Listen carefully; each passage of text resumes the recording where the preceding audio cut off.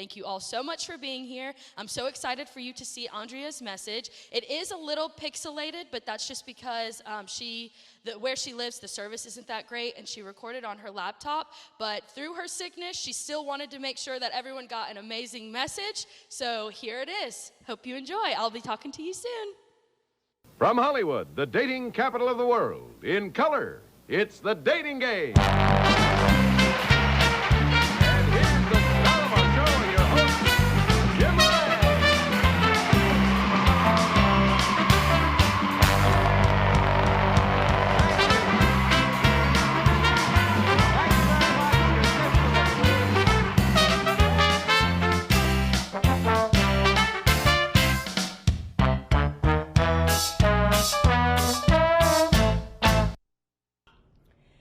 Do you ever do something wrong and like halfway through it, you know, this is probably not how I should be handling this situation, but it's like you're too far in to get out of it, so you go on and just do it completely wrong and you really mess something up.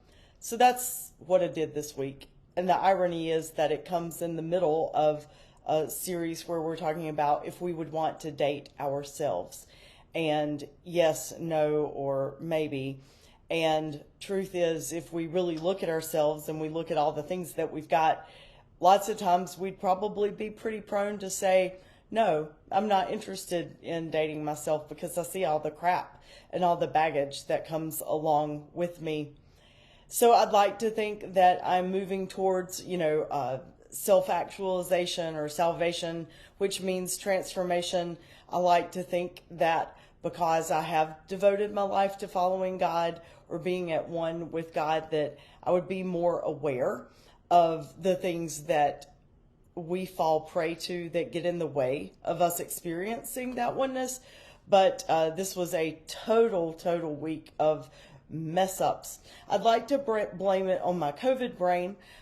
Midweek or near the end of the week, I tested positive for COVID, so that's why you're getting this message here from my home, alone, me and my laptop and Axel, instead of being in the office with the production team or there with you in the high school. But I'd like to blame it on COVID brain, but honestly, I blame it on my false self or my shadow side. And that's what we're going to talk about today, our shadow sides. So I was in the middle of this Zoom call with two other gentlemen, and I didn't really know who they were. I'd been asked to be a part of a forum near the end of the month, and part of the forum was going to be about the FDA's approval of psilocybin to be used in clinical settings to help doctors and psychiatrists treat people with extreme depression, PTSD, anxiety, addiction.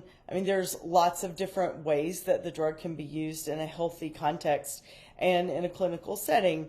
And the drug also helps people like open up their consciousness and become more aware of who they really are. And what they were finding is that as people did that, they were coming to this understanding and awareness and knowledge of a divine presence. God is what we call it. But, if folks were agnostic or atheist, they were coming out of the study with Hopkins or NYU saying, oh my gosh, I think there's something so much bigger to this than me.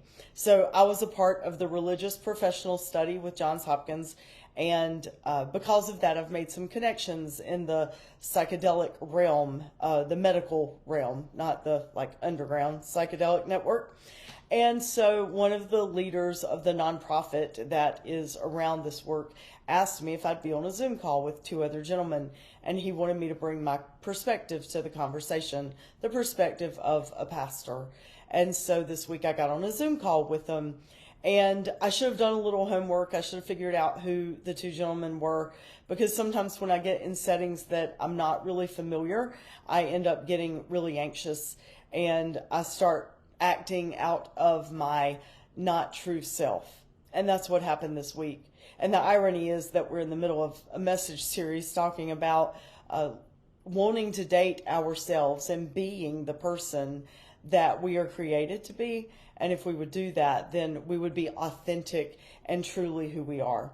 So I'm in this call, and this one guy who's a professor at the University of Alabama and is a research professor and very well published. He's written tons of articles about a lot of different things. For the first 45 minutes or so of the Zoom call, he talked. And not only is he a professor of science and research, he was very well versed in his faith. And so he was coming at it from a faith perspective as well.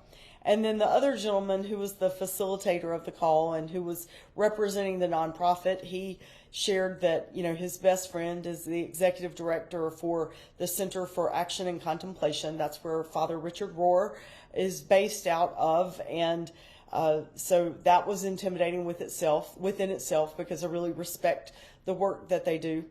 And but after the one guy talked for 45 minutes about his research and his understanding and the way our brains are wired, and he talked about all the scientific stuff, then the other guy called on me. And in the moment, I thought about saying, which would have been out of my true self, I thought about saying, that's all really interesting and very new to me. I don't come at this from an academic side. I come at this from a very pastoral side. And my hope is to just help folks find a way to combat the demons that they have that controls them and demands their attention. I wish I had said that, but I did not. After listening to this one gentleman use a lot of big fancy words and a lot of data, I wanted to be his equal. And I was really worried about how I was going to come across on this call. And so I started saying things and putting phrases together and words together that I sort of knew what they meant, and I sort of knew that they were relevant. But honestly, I was just saying a lot of them because they sounded fancy and made me sound pretty intelligent. And what happened, I keep saying honestly, it's all honestly, but what happened in that call is that when I finished with my little speech, the one gentleman who was facilitating the call, I saw him sort of turn his head like this and just look puzzled. And I thought, you totally just screwed that up, Andrea. You totally just messed it up because you were trying to be someone that you aren't. Have you not learned anything from all the messages that you've been sharing with the people of West about authenticity and vulnerability? Apparently not. Because I was wrestling with my self-image in those moments, and because I let the academic intelligence of another individual make me feel like I was not able to have a seat around the table, I started acting out of my false self. I started acting out of this self-image that I've created, that I need to be intelligent and I need to be articulate and I need to be able to hang with the big dogs or other people who have a lot of letters and things after their name. And I want to be their equal and I want to impress them. And because I wanted to do that, what I ended up doing is living into my false self. It was humbling when the facilitator of the call turned his head when I finished talking and just sort of went, I should have just fessed up then and said, because I thought about it. I thought about saying, you know what? I realized that just then I just tried to put a lot of words together that didn't really make any sense. And that whole idea and concept really has no validity because I was just trying to sound smart. But here's what I know. But I didn't have the courage to say that. Lots of times in our lives, we don't have the courage to be our authentic self because we live out of our false selves. We live out of our shadow selves. And that's what I wanted to talk with us for a few minutes about today. I thought about getting a guest pastor. Amy Coles would have been happy to preach, or Lexi is certainly very gifted and competent and can preach in my absence. But we're in the middle of this message series, and I didn't want to dump the shadow self or our false selves on either one of them with just a few days' notice. And so I figured I would try to tackle the concept with you remotely. It's something that we don't like to talk about. We don't like to think about because none of us want to readily admit that there are times that we act out of trying to have this ideal self-image. And the self-image that we project, it's one that is created. It's one that's fabricated out of ourselves. And it is our desires of who we want to be. It's our choices that we make that try to present something that isn't authentically who we are. That's our self-image. And far too often, like me this week on the Zoom call, we try to protect that image at all cost. And in doing so, we end up messing up. Because guess what? Others can see through being disingenuous and being insincere.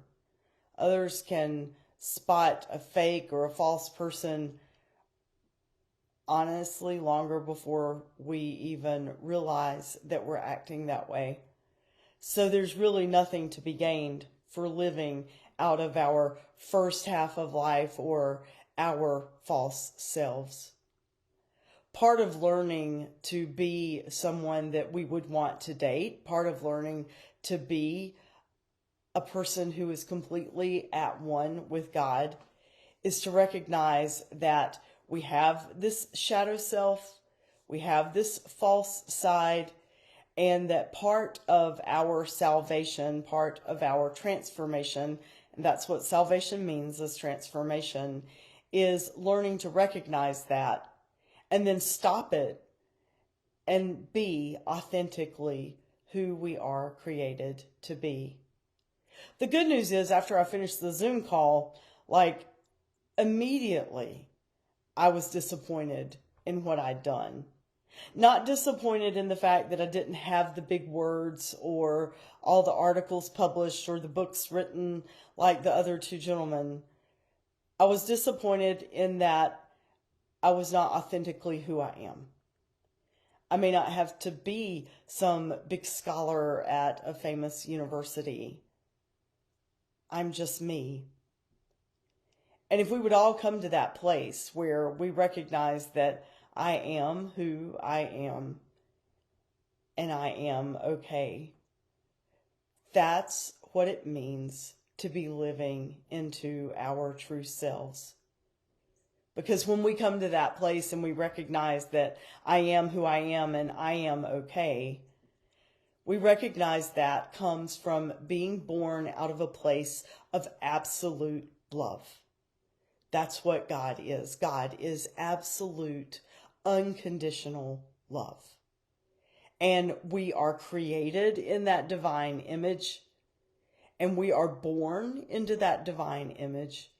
And when we come out as babies, as infants, we are so connected with it. Like it encompasses all of our being.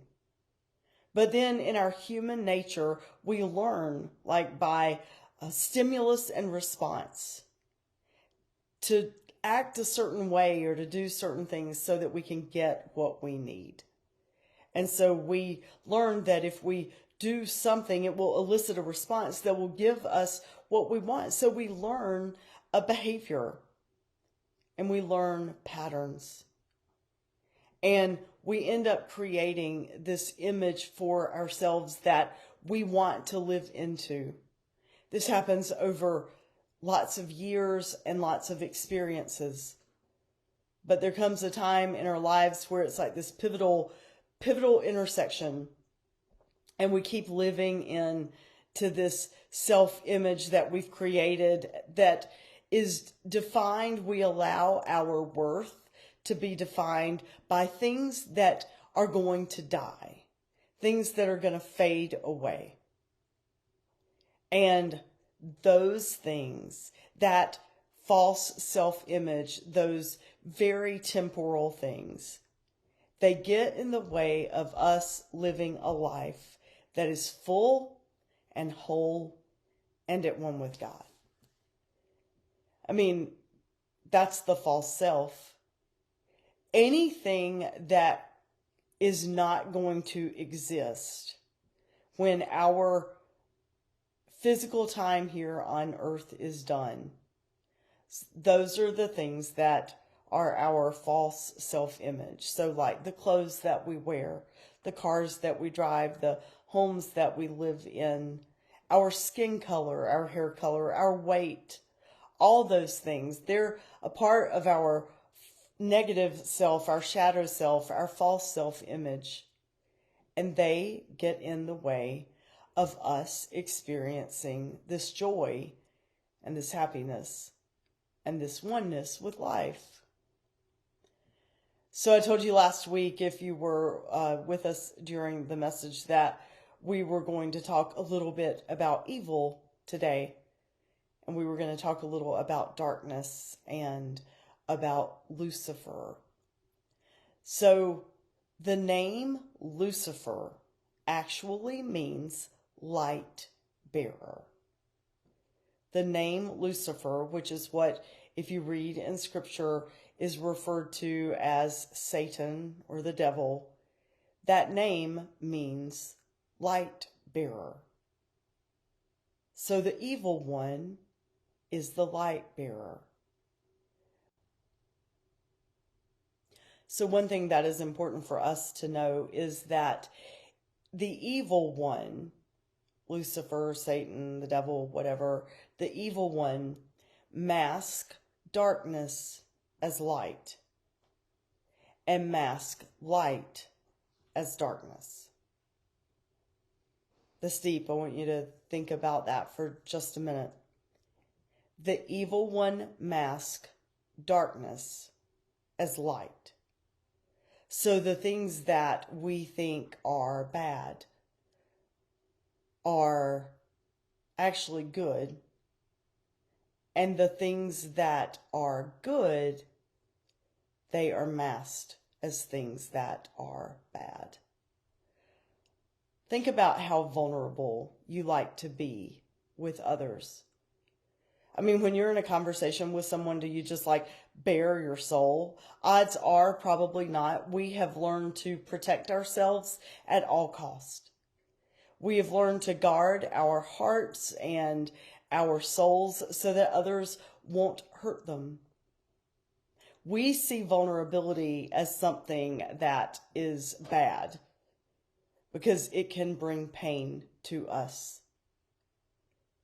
But in reality, in truth, vulnerability is actually good. Evil, the evil one, the light bearer, would make us think that vulnerability is bad and something that's going to bring us harm. But if we'll live into that vulnerability and allow ourselves to be vulnerable with one another, we actually end up experiencing goodness and wholeness and freedom. Freedom from the darkness, freedom from that self-image and that false self. That's why Lucifer, the term Lucifer, which is known as evil one, means light bearer. Because the closer we are to the light, the more of our shadows we see. The closer we are to the light, the more of our shadows we see. Just like this week with those gentlemen, I tried to be somebody that I'm not. I'm not an academic researcher. I don't even really like science. I'm an artist. I'm a creative person. I have been ever since I was little. My interests have always been in music and the arts, not data and chemicals and the way things work and that kind of stuff. That just was never me. Everybody around that table this week in that meeting had gifts that they brought to the table. But I didn't think mine were good enough. And so I started acting out of my insecurities and acting out of my false self. but because I am on this quest to try to get it right and be at one with God, because a leader can never lead people where they've not been. And so if I'm not doing the self-work and I'm not trying to fix the things that I've got in my own stuff that get in the way of me experiencing God, there's no way that my words will ever be able to be a catalyst for something in your life. So you can rest assured that if I'm talking about it, I'm also wrestling with it and trying to live into the light and the life that I talk about freely. But the closer we get to the light, the more of our shadows that we see. So this week I saw almost immediately that I was living out of my insecurity that I'm not smart enough, or my insecurity that I'm a failure and others are, making fun of me or whatever. Those are my shadow sides. What are yours? In order to be fully whole human beings, we have to be a people that recognize that we're not perfect and we don't have to be. We have to recognize that we have this shadow side, and whereas we think it protects us, it really doesn't. It just ends up putting us in worse spaces than we think we ever will be. It isolates us. It causes us to feel alone and afraid. And if we're not willing to admit that, then we keep acting out of our shadow self and our self-image, our false self-image, and we end up in this spiral, and it just keeps going. Until maybe someday there's this point of reckoning, and we recognize that we need to change the pattern and the trajectory. We need to learn to be authentically who we're created to be. Years ago, I learned this lesson, or started learning this lesson, but I didn't know that I was being taught the lesson until after the fact. I was invited to go with Bishop Goodpastor, and that's his name, Goodpastor. I was invited to go with Bishop Goodpastor and a group of clergy to the Holy Land. For me, it was a once-in-a-lifetime chance, and it was paid for. I think we just had to buy our airplane ticket to New York City. And because of a grant that he had gotten, it was paid for. It was a few months away from the date of departure, and I got a phone call from someone with Duke Energy, and they have a Duke Energy Innovators Award, and every year they give it out to someone in the local community that makes a difference. And so I had been nominated by someone because of the Back to School Bash that we had founded. And we won. The Back to School Bash won. And he asked me if I would come to the awards ceremony and receive the plaque or trophy or whatever. It was during my time at the Holy Land. Bishop Goodpastor was my mentor. So I wrote him and I'm like, look, I have this opportunity and, I've won this award and it's so cool that I've won this award and I don't know what to do because it's in the last part of the Holy Land trip. Any advice? And his only response was, the Holy Land is a powerful experience. Now, my false self wanted him to write back and go, oh, wow, congratulations. I'm so proud of you. You won an award. That's so cool. The Back to School Bash, yeah, it's so powerful and cool what all you've done. But I didn't get that from him. He just wrote back and said, the Holy Land is a powerful experience. When we were in the Holy Land, he and I were walking on the mountain where Jesus did the Sermon on the Mount, where he said, blessed are you and blessed are you. And we were having a pretty honest conversation with one another. I said, it sort of bugged me that when I told you about the award, you didn't acknowledge it in your response to me. And he said, I hoped you would pick up on that. So what do you mean? He said, I hoped you would pick up on the fact that awards mean nothing to me.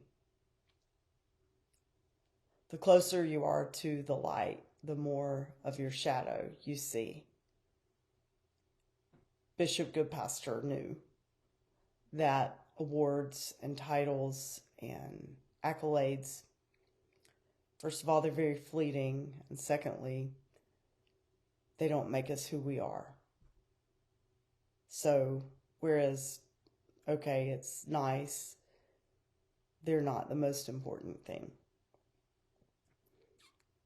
Loving people, loving ourselves, loving God, those are the most important things. And we can all do that and do it phenomenally well. We don't have to be the smartest one around the table. We don't have to be the best looking in a group. We don't have to be the one that when you walk in the room, that your charisma attracts everyone to you. All you need to be is authentically who you were created to be.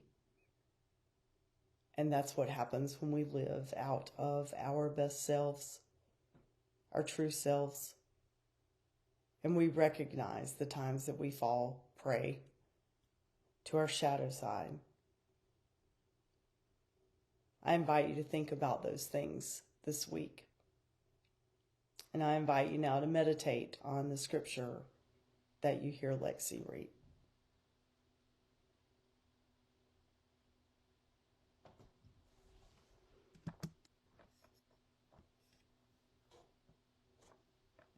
Thank you so much for that, Andrea. I think today may be one of my favorite messages. I love learning about the shadow self, and it is difficult to acknowledge and deal with, but it's amazing the way that she presented it, how beautiful the shadow self can be. Let me read to you this scripture. It's going to be Colossians 3, verses 1 through 4.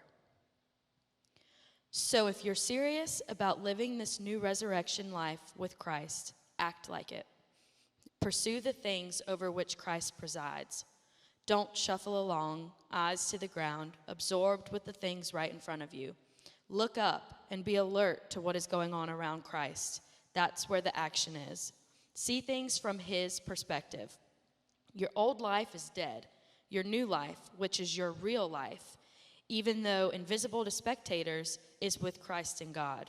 He is your life. When Christ, your real life, remember, shows up again on this earth, you'll show up too, the real you, the glorious you. Meanwhile, be content with obscurity, like Christ. Amen. I want to remind you of what I was talking about earlier when the message started. Some of you may not have been able to hear me. Next Sunday at Lake Norman High School from 10 to 12, we are going to have pancakes for Gladys. Gladys is a part of a program that we partner with in Uganda called Acres for Hope. She attends the boarding and the living and all of that good stuff, and we are going to have a pancake fundraiser to raise money for her and Acres for Hope.